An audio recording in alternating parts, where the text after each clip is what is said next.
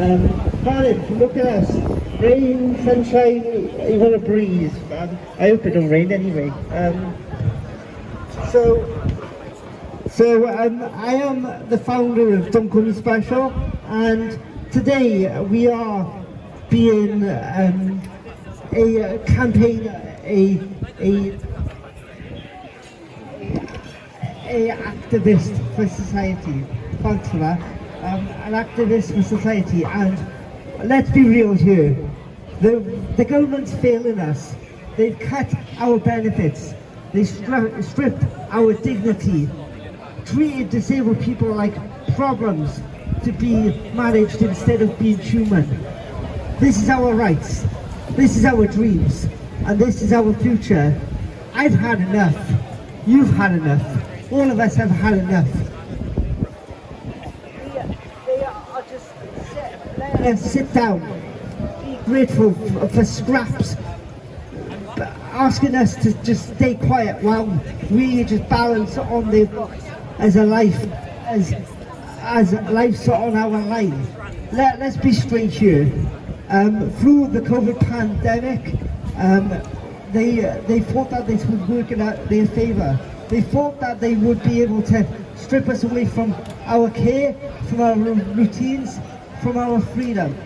Nobody would notice, but we did. And they thought that they could infringe our rights, take away our support, and accept that we will keep quiet, stay home, and stay grateful. But they were wrong. We see what happened during COVID. We saw that disabled people were left behind, forgotten in the care homes, and locked and denied treatment.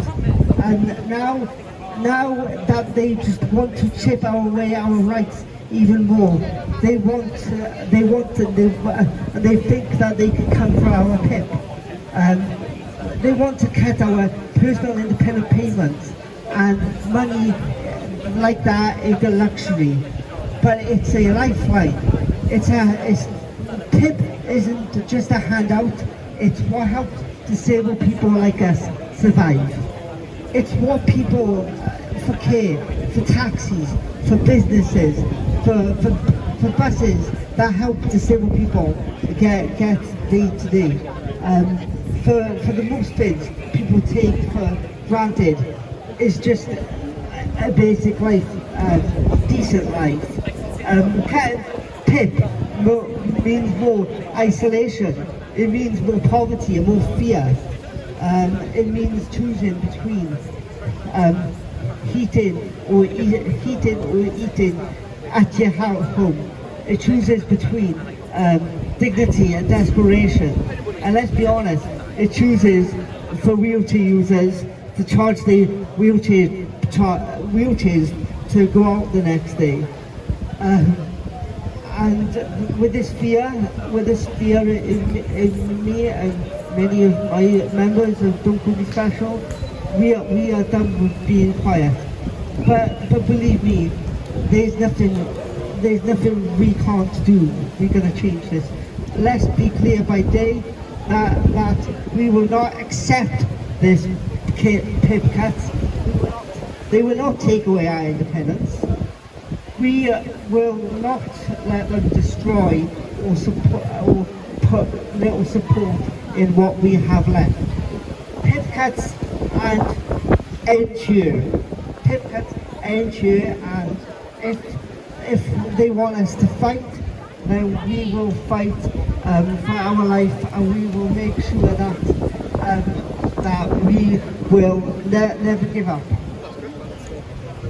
I feel scared, not just for myself, but for disabled people who can't be here today.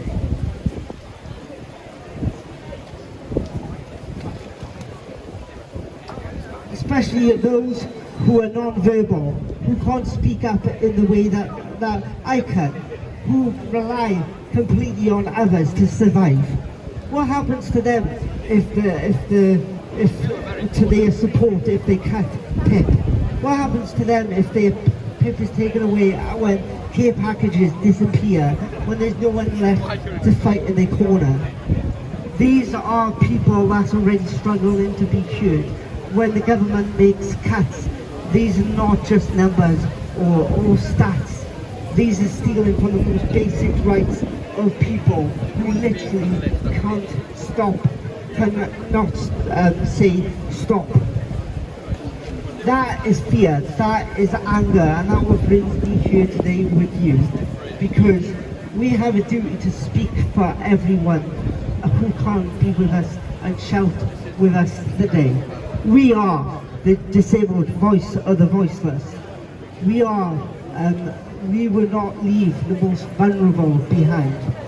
We will fight for us all, especially that they can't fight for themselves. We've seen it in Cardiff. We've seen it across cities in the country. Disabled people are done being invisible. We are not special. The way that meant it was that we are not here for pity. We are not here for sympathy, but we are here for power. We are here to change the damn system.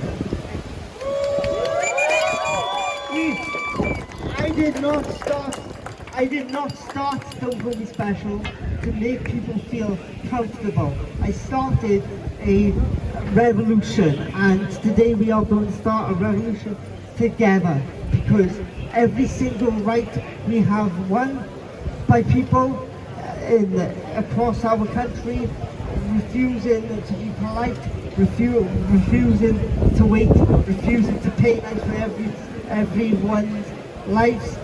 We're torn apart. Well, we've done. So here's my pipe bomb for you, government. You can cut our benefits, but you can't cut our spirit. You can you can ignore our letters, but you can't ignore our silence, our voices.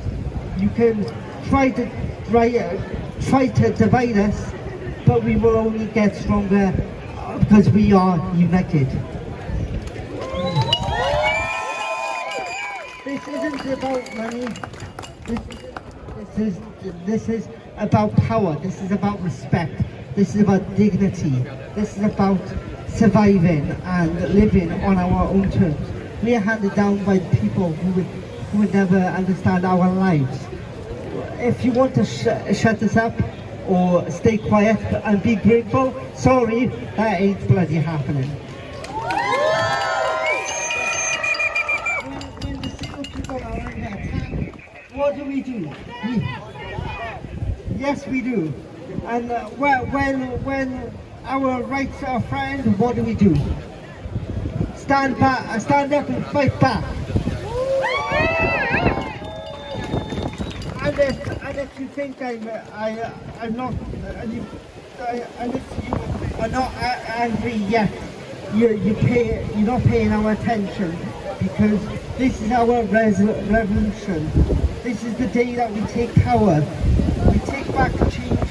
We change our story, and we make disabled people to show the world that what happens when you push disabled people too far. I am here. I'm never giving up, and I will do it. I will do it by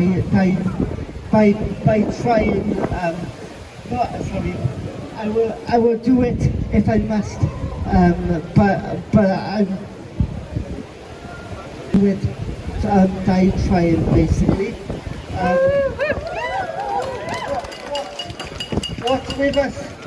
Who's with us with Don't Call Me Special? Welcome to the revolution, people. Join me today. Join Don't Call Me Special. Let's set a revolution, because this isn't going to be a silent no more. We are not going to be less, and we're going to stop. We're not going to be stopped until we are one. So thank you, Cardiff, and let's stop the government from cutting our lifeline.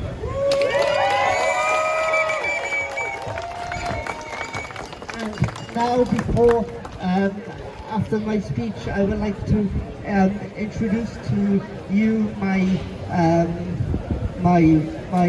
partner in crime, I guess, Adam from Cardiff People's Assembly, to deliver a speech.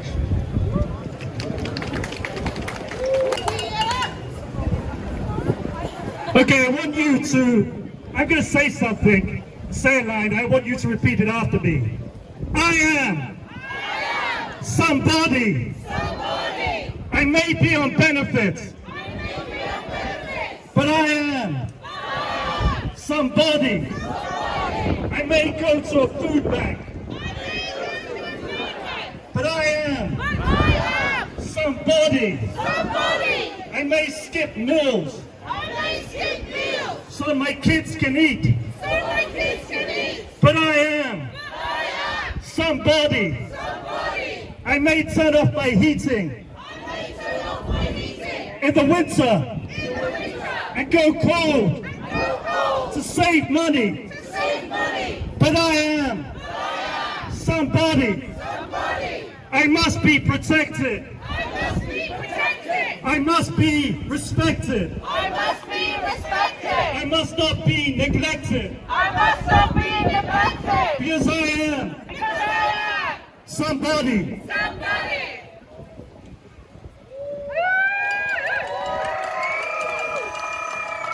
We are here today to show that disabled people and poor people will not go unheard, will not be invisible in this city or anywhere else. And I think when you come from a poor or a marginalized group, often they think that you can't think for yourself, you can't speak for yourself, you can't act for yourself, that you need who knows who to speak for you, to think for you, to act for you. And I think what we're about today is showing that we can speak for ourselves, we can think for ourselves, we can act for ourselves, and we can not only wage our own battles, we can offer leadership to the whole society. Because we've seen and looked into the grimy heart of this system. We've seen where it pushes people, the levels of degradation and despair, and so we have the solutions. Now I'd like to thank Joshua for what he said. Some of us have come here today because we are personally affected by these benefit cuts. But all of us here today are personally offended by these benefit cuts. We live in a country where so few have so much and so many have so little. The top 10% in this society have more wealth than the bottom 90%. There are 50 rich families in this country who have more wealth than over half the population, 38 million people. And yet the Starmer regime says the only place it can find money is taking money off the poor and the disabled.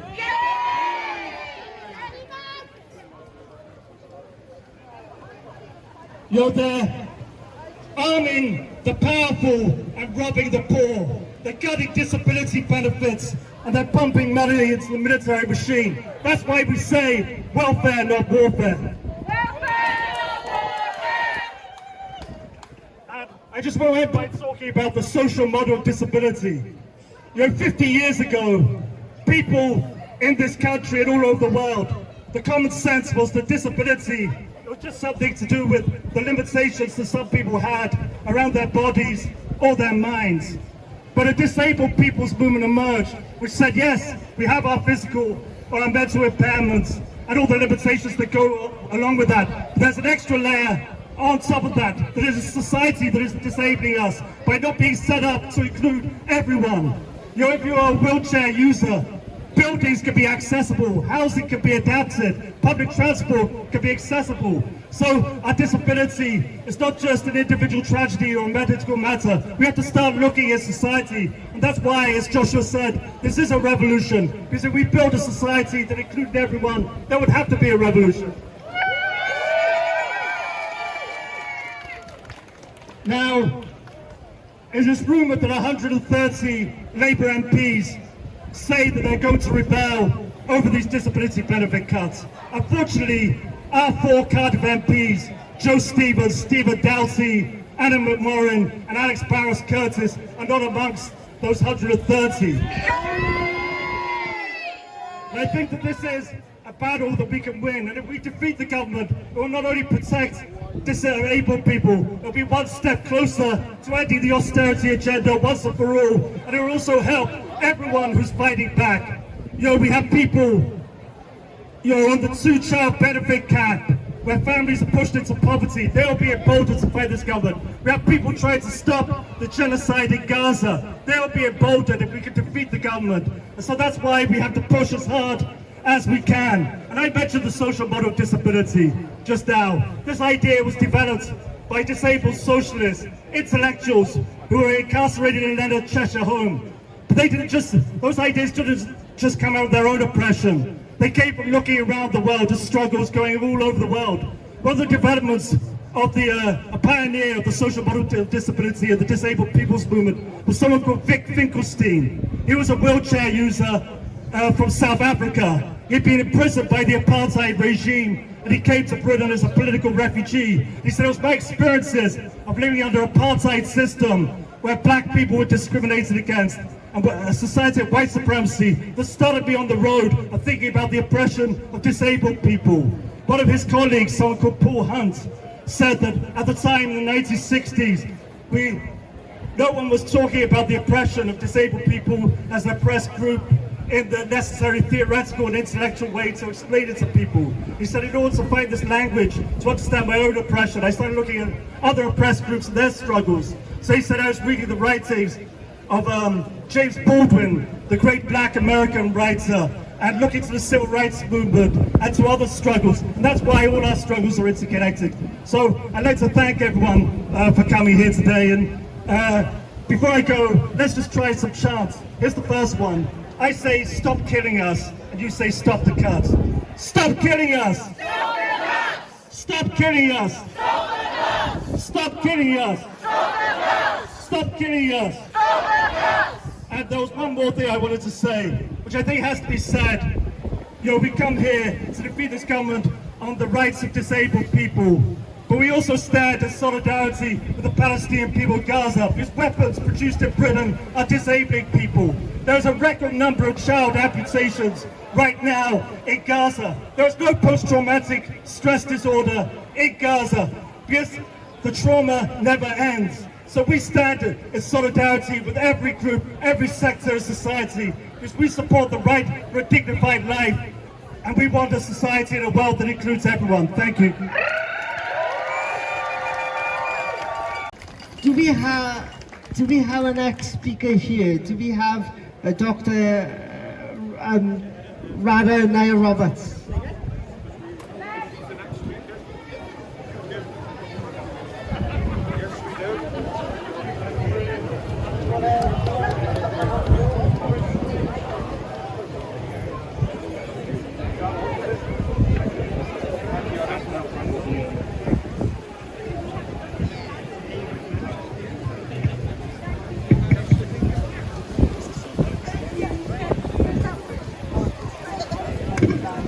Test.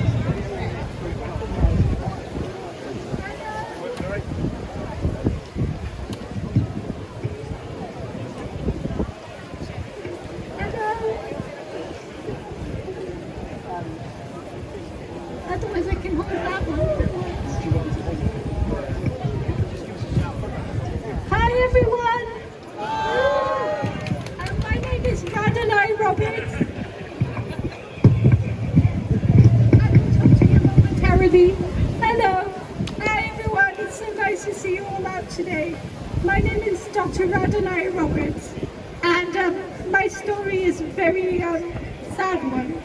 So most of my life I was able-bodied, and then I got hit by a very awful illness called secondary progressive multiple sclerosis. So then I discovered very quickly that, you know, the world was not made for people like me, because I've ended up in a power wheelchair and I can't walk, and I can't look after myself. I need full-time care. I never thought a day would come where I couldn't have a bath on my own, or go to the toilet, or use public transport. But because of my illness and my disability, that's happened. I don't think we should be made to pay because of something misfortune that's happened to us. PIP personal independence payment is a very small payment that we get to try and overcome the disadvantages that we face due to our condition. I mean, let's be frank about it. If you look all around you, society is not built for people like us. Everything keeps us in a cage. So it's steps, it's no dropped curb, it's pavement parking, people selfishly parking on the pavement. The number of times I've gone to a disabled toilet and there's been an able-bodied person who's just decided for their convenience to use a disabled toilet. The world is full of instances of able-bodied people who ignore us and whose selfishness makes our disability even worse. So I agree about the social model of disability. It's the way society is built and it's the way people around us behave that makes our disability so much worse. And the PIP that we get is a meager payment compared to, you know, the super rich people who have mega yachts and who live a life of luxury.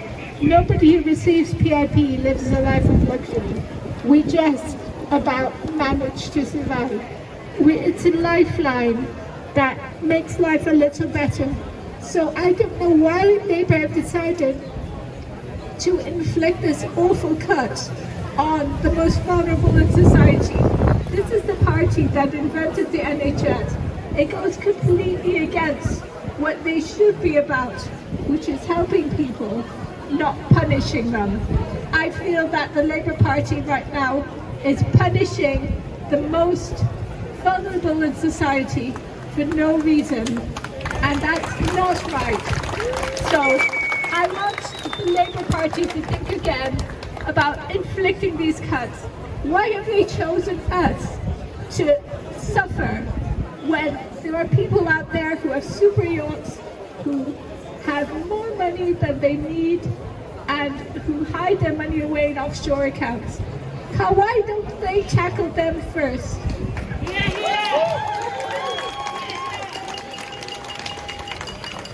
So, if you are a Labour politician, my MP is Alex Barros Curtis, and I want to ask him, please do vote against these cuts. You have no idea the harm that you're doing to people who are just about managing, and it's already happened. People have committed suicide because their benefits have been cut. My mental health has decreased massively, thinking that, you know, I am a burden. We're not a burden, because all the money that we get, we spend in the local community. We're not hiding it away offshore, and we're not the people that they should be targeting. And that's all I have to say. Thanks again. Thank you so much for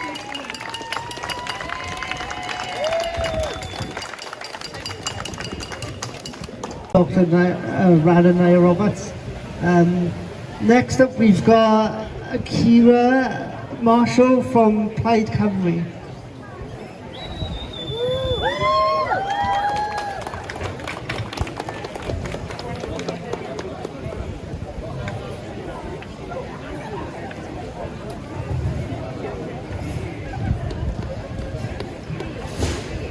Oh yeah, that's fine, isn't it?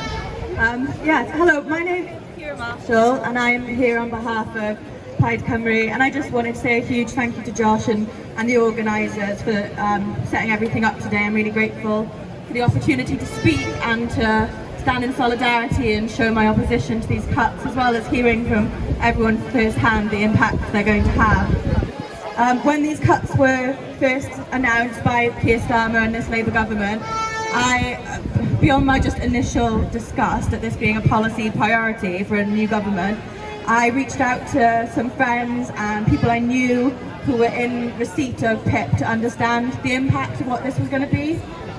And my friend Tesme, who I've known since primary school, she couldn't be here today, but she sent some of her words for me to share. So yeah, with her permission, this is what she told me. When my disability had become bad enough that I had to accept my situation and apply for the financial help that I desperately needed, I wasn't excited at the idea of getting a money package each month. I felt defeated. I was forced to grieve the life I had once dreamed for myself, the person I dreamed I would become, and all the things I hoped I would achieve. No one chooses this. Before I fell sick, I worked a number of thankless jobs, and given the choice between one of those and living with myalgic encephalomyelitis, I would choose the job every single time. A body that works and a 9 to 5 would frankly be an unimaginable luxury to me at this point, one I will never know again.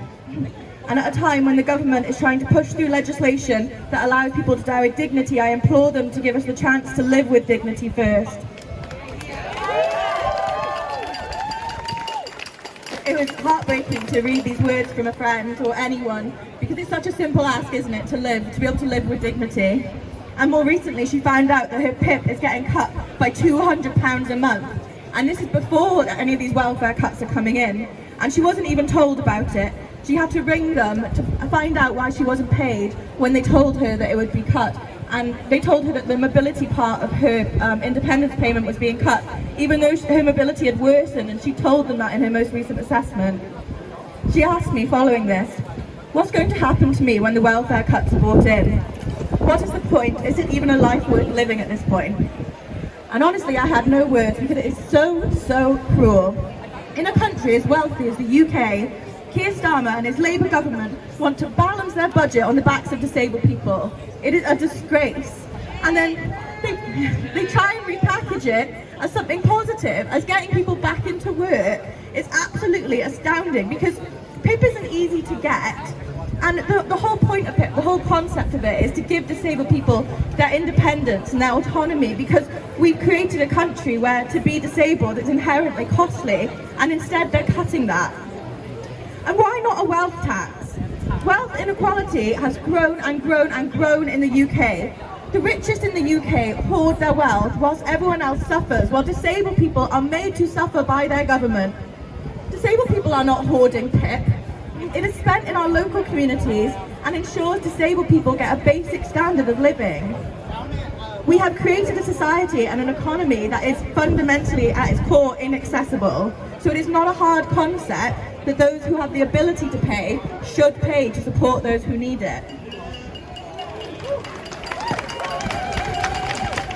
This government is an embarrassment. In Switzerland, they have disability payments that are like 10 times what we're offering here, and the UK government wants to cut it. This is a political choice, and a frankly disgusting one at that. Shame on everyone involved. In solidarity, diolch yn fawr.